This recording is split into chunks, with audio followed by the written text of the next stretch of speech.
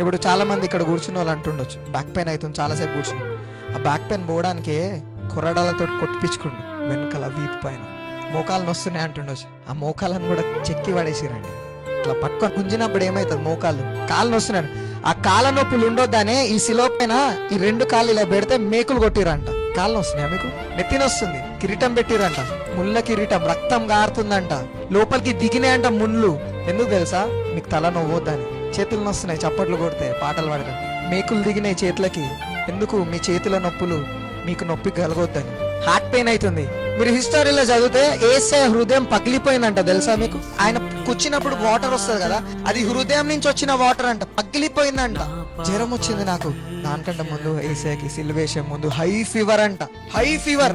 భయమైతుంది. నీకంటే ముందు ఆయన భయపడిపోయి ఆ గెత్సెమనీ తోటలో భయపడ్డాడంట.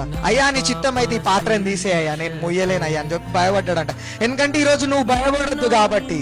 మరి డబ్బులు లేవు కదా, మరి దానికి నీకు డబ్బులు కావాలనే చెప్పి ఆయన దీనుడుగా ఉన్నాడంట. బ్రతికున్న రోజులు యేసయ్య ప్రార్థన చేసిండు రాత్రి పూట, మీకు తెలుసా?